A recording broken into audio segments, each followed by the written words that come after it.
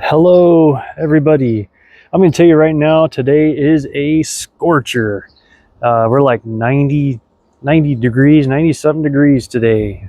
Just another hot sunny day, a little bit of a breeze, but extremely well warm.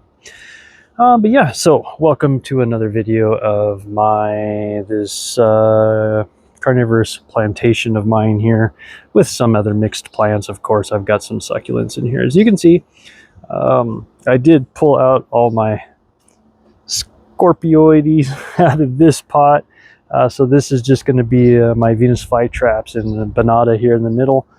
Because last year I just spread out a bunch of random Venus flytrap seeds, and I'm starting to see some variety coming through.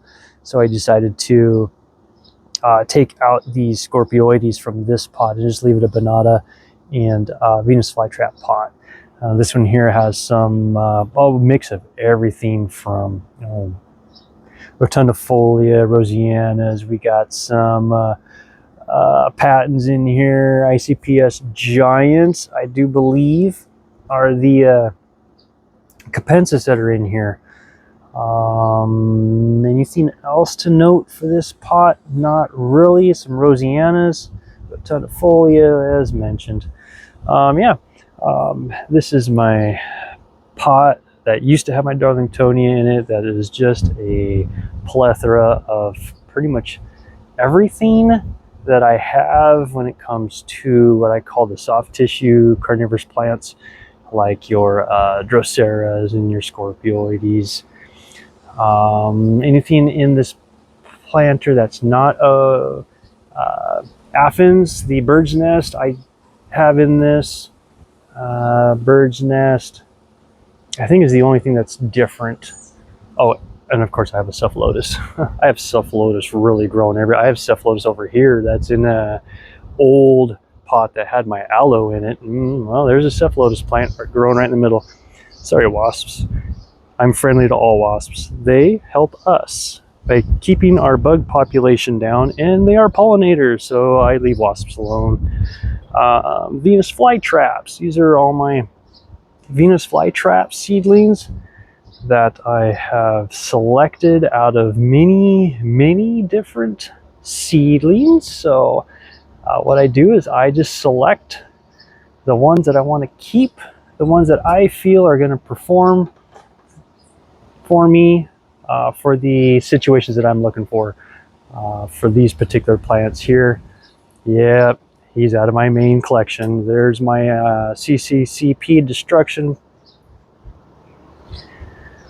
Venus flytrap that I have pulled from the greenhouse. It is just going to be a personal plant. The seeds and stuff, none of this is going to go out into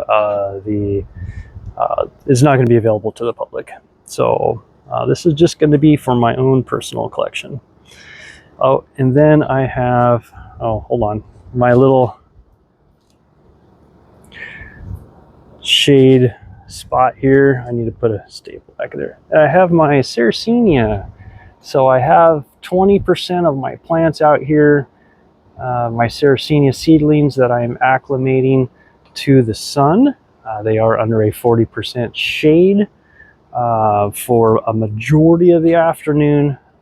They do get the early morning sun, and I will pull this for the evening. But the direct full afternoon sun they don't get. It'll end up cooking them because they came from inside. But you can see, let's see if I can get down in there. Sorry, I try to stay out of the way of the wasps here as they're getting their drinks.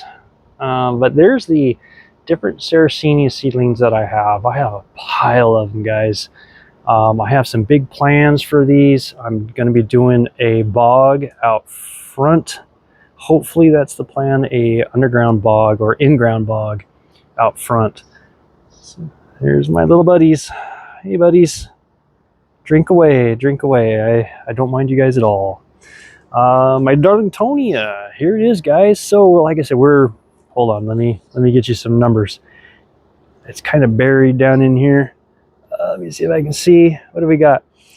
We are 87 degrees on the top.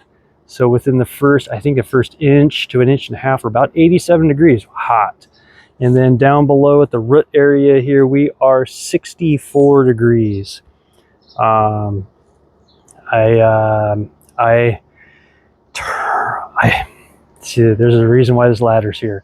I'm setting up a solar panel for this table, and I left this pump on, plugged into the solar panel, and I lose my solar at about 6 o'clock in the evening here, and the dang pump was off from 6 o'clock, well, until the sun came out this morning, until I got out here. So this thing was idle all night, and we did not drop in our evening temperatures, which is why I'm 60 some odd degrees now. Otherwise, this thing holds rock solid between 52 to 54 degrees every single day with my chiller, with my rock held insulated chiller. So that was my error why it's 60 degrees right now at the root zone. But this is what you can expect, you know, if you give them the right conditions. I'm always looking, making sure that the new traps are taller than the old traps. That really kind of gives me an indicator of the roots, root condition. And, you know, we even get the bugs that are, when they get trapped down in there, they eat their way out. So, I don't know. Fun plant. In my opinion, they do have a little bit of leeway when it comes to temperature on the roots, but I just wanted to make everything self-sufficient to where I don't have to worry about it or mess with it. One day it will be auto top off. I did eliminate that plan because I had to work on temperature first. So let's see what we got going on in here, guys. Welcome to my greenhouse. As my fingers in front of your face. All right. Well, cephalotus, guys. The cephalotus, well, plenty of it. The Agnes, oh my gosh. The Agnes clones are going absolutely crazy. Yeah, even in this extreme heat. Oh, some of these Agnes clones. I mean, just super, super, I don't know, just vibrant. They're definitely alive and well. I'm going to lean more towards growing cephalotus. I have found tissue cultured cephalotus does not root the same so far as, well, rootings, as pulled rootings. So these are all pitchers. These are all pitcher pullings. And the plantlet that is produced from a pitcher pulling is different than a plantlet that is grown from tissue culture. I'm messing around with this guy here, and I noticed he was getting some yellowing, some clear yellowing, some obvious issues with nitrogen. So what I did is I pulled that up, and the roots are just real wispy. They're thin, real wispy and thin. And this top section of moss, when it gets warm, I think really does negatively affect the roots of the cephalotus. I think, I don't know, until the roots can build a little further down in, I'm not sure, but that's just something I'm noticing. Because my plants that are grown by root is just, well, they're exceptional plants.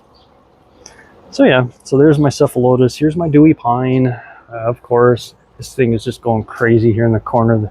It likes it best right here in the corner of the greenhouse for some reason. I'll put it outside on the table, it'll step down on me just a little bit. Put it back in the greenhouse, and this thing just becomes a sticky mess. Yeah. What else we got here? Just random stuff. Random. All right, my Sarracenia, my Judith Hindle's here. Perfect, growing right along. Great little plants, new growth. All my seedlings. See if I can get out of the way of the shading here. So there's the seedlings for you. This year, I do believe I'm going to be able to do my selection on my seedlings when they go dormant.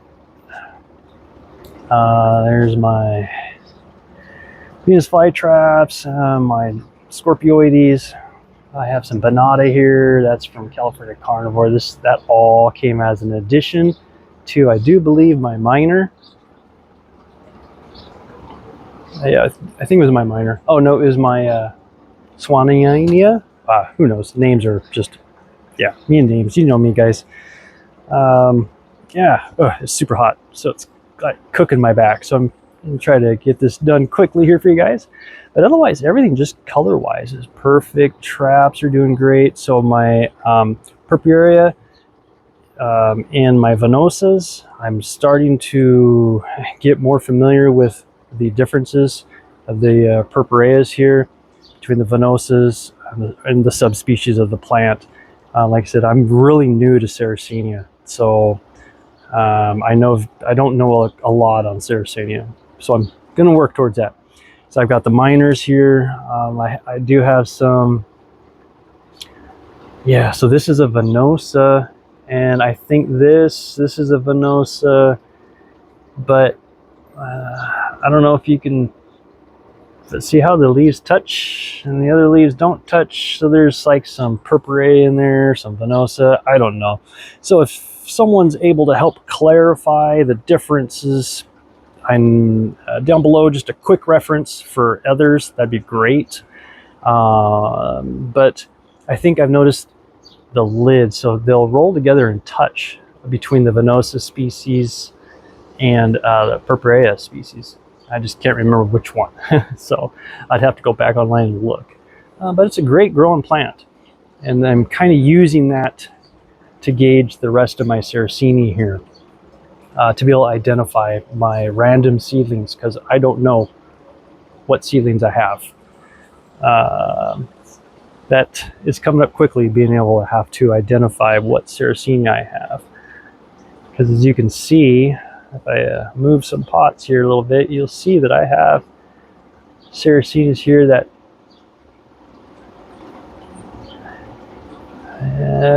hairy on the inside, smooth on the outside. Yeah, I don't know, guys. If you can, again, if you can leave some direction on that down below, that'd be fantastic for all my viewers or any future viewers.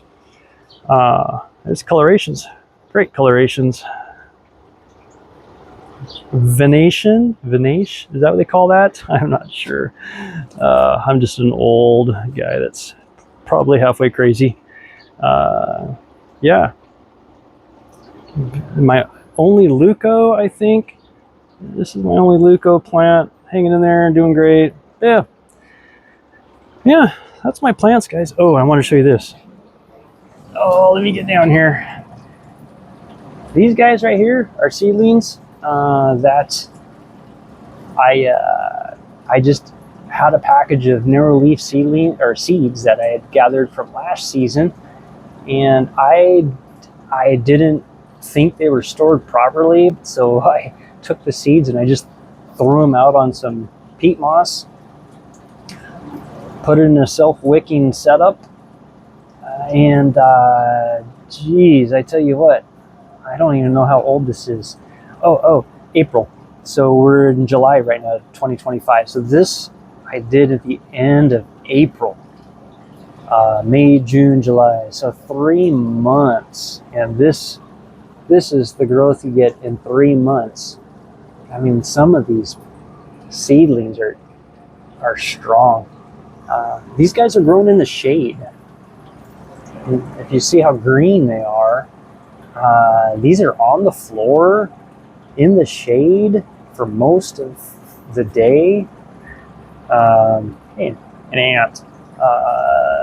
Yeah, but man, they're just strong growing Drosera. So, yeah, Drosera, yeah. Capensas growing strong. Oh, and I have some California Sunset right here, which was a California Sunset leaf that I cut off. It starts right over here, goes all the way down to over here. I took that leaf and, well, it's growing plants all along. So, yeah. just gauging the growth of Capensis and some Drosera. So yeah, alrighty guys, well, I do thank you much for watching, and if you have any questions and if anything of the sort, please leave them down below. Suggestions or anything, I'm all ears. Thanks guys for watching. Happy growing, and stay safe.